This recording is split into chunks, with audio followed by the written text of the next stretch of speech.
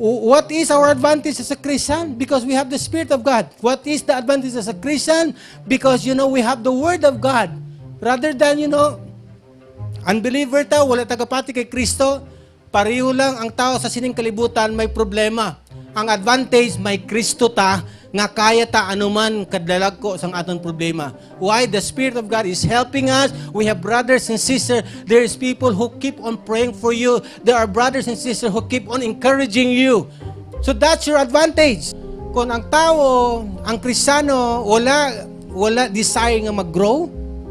Kung ang Kristiyano, hindi gusto magpabadlong, magpatudlo, hindi gusto magtubo sa pagtuo, pag may mag-abot sa imo nga bulaang mga manunudlo, pastor or whatever nga magkadto sa imo, dasig ka mapatalang, mainto. That's why kinahanglan kita magiging edukado sa pagtuon, sa pagkilala, sa pulong sa Ginoo.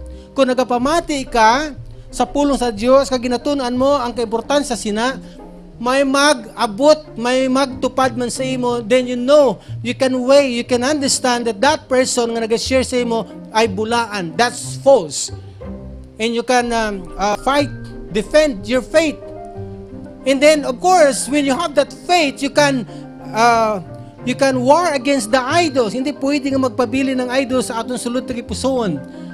Sometimes sa mga bagay nga nalabuta, mga bagay na build up ta, it turns to become an idol. But when you grow in faith, ang imong Diyos, si Kristo lamang, and you never raise or put or raise an idol before you. So, ano ang problema sa Pergamum? At the same time, compromising. Christian, halimbawa, Christian who go to church, but when it comes to lifestyle, when it comes to workplace, when it comes to the marketplace, do kaangay lang siya Japon sang unbeliever. Ang church ang Thyatira sa Book of Revelation, ginhambalan nila, refrain from immorality and reject deceptive doctrines. Silindra sa church of Thyatira, in the last days, people will become more immoral. More immoral. Sexual immorality, magiging rampant. Sa sining present nga sitwasyon, fornication, adultery, homosexuality, everything would become these things way back 50 years ago is abnormal. But today, it becomes the norm. Okay na. Okay na lang. Okay na siya. Kumbaga, accepted na ang tanan. So, if you don't have any true and real Christian values, sabi nimo okay lang. But when you see the Bible, makita nimo nga that's not good. Ginhambal na mismo sa Book of Revelation, sa Thyatira, in Silindra, ikaw nga Kristiyano, refrain from immorality. And even Christian today are doing it. Rampant ang fornication, rampant ang adultery. And much worse, ang homosexuality, lesbianism. How it happens?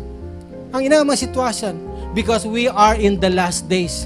That's why ikaw kagako karon nga mga anagad sa Ginoo, gina-warningan ka nga ari na kita sa katapusan nga mga inadlaw, nga inang nakita mo is just part of the signs and warning nga dapat ikaw kagako magbantay sa iyong pagtuo. Tandaan mo nga kung mas wala ka gabantay, ang tupad mo nga very strong in the spirit, pwede ikaw maapektuhan. Okay lang kung Christian sa strong in the spirit, kay may influence na ikaw nga magpangamuhi, magsimba. Paano na lang kung siya very strong and you are weak? And then siya, lain nga espiritong may ara sa iya. And that's why you need to find group, a person nga hindi mag-lead sa imo into deterioration, into lukewarmness. Bantayi, magpili ka sa mga tao o abyan o grupo nga hindi mag-cause sa imo nga magpakasala. Nga man, because hindi na nature naton ang magpakasala kung Kristiyano ka. Pag hindi kita Kristiyano, nature ta na yang makasala, kag magpakasala. We choose to sin. But this time, when you are a believer of Christ, you know that that is not good for you. You know nga inasanamit lang, sadya lang today, worse buwas. So mas i-prefer mo nga mag-antos kag mag-i-resist ang ina nga temptation kay hindi mo gusto complication, hindi mo gusto miserable nga kabuhi, hindi mo gusto mahuyan imong pamilya, ang imong ngalan, hindi mo gusto madulaan sa trabaho or whatever supply o blessing. Hindi mo gusto nga mahuyan ang ngalan sang imong Ginoo nga ginaalagaran. So you need to understand that. You need to stand firm on your Christian values. You need to forsake immorality. You need to forsake anything that you know is not of God. Pila kadlaw kung way naton ginawali ang mga sala, kag way naton ginaminso na ang mga sala, people will only find those preachers and teacher nga inang gitik-gitikod lang sila. So tasam na ko nga bantayan naton nga samtang kaya pa pamatian ta, kaya pa ang disiplina, then we need to receive it because even in the days to come, ang tao mangita na lang sang mga manugwali nga hindi na magwali sang sala. Imagine, sino ba sa aton rin perfecto? Wala. Even myself.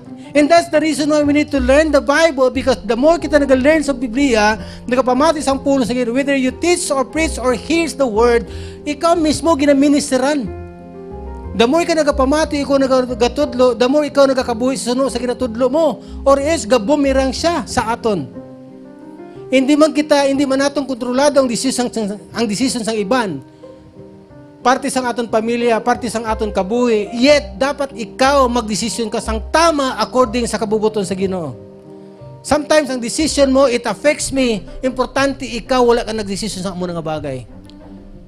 Because, that freedom means a lot, but a Christian who are founded on the Word of God think of the accountability. Doesn't mean you have the freedom pag gusto ka na. You need to act responsibly. Magiging responsable ka sa sinakahiluwayan because may epekto na siya. So if God is calling you to bantay, and that's He set an example sa mga simbahan sa church sa Asia Minor, sa Book of Revelation, na dapat ang mga Kristiyano of today should refrain from immorality and reject deceptive doctrine. Ang problema sa Sardis nga church, kay pawala. Bantayin mo ko, galingon ba nagpawala ka na? O, atubayin mo tupad, hambala siya, hindi gid magpawala. Pagkabuhi ka rin dapat tadlungon ta, daw kaangib lang kung estudyante ka, kung ginpadala ka sa imo ginikanan sa eskwelahan, pag-eskwela sa insakto. Hindi magpawala, imagine, dugot pawis, kumbaga siling sa iban. Ang ginpadala nila nga pamasahe, nga pagkaon, nga pangbayad sang matrikula, pero pag-abos sa eskwelahan niya, pawala ka. So, Sardis, silinda, wake up from spiritual complacency. Sa karon mas labing ang magiging active ta sa aton spiritual relationship with God. Kung kamo particular when it comes to the book of Revelation, book of Ezekiel, and book of Daniel, or even sometimes book of Isaiah, makita natin that what is being prophesied concerning the end times is now aligning together like a ring of fire. Anong buhosing sina? Though the coming of the Lord is just like, it's just like a thief in the night. Isa ka bagay that is clear. The wars and the rumors of wars, the earthquake, the typhoons, every calamities, are just the sign of the end times. Nga dapat kita mas labi nga magbantay. Bantayan ta.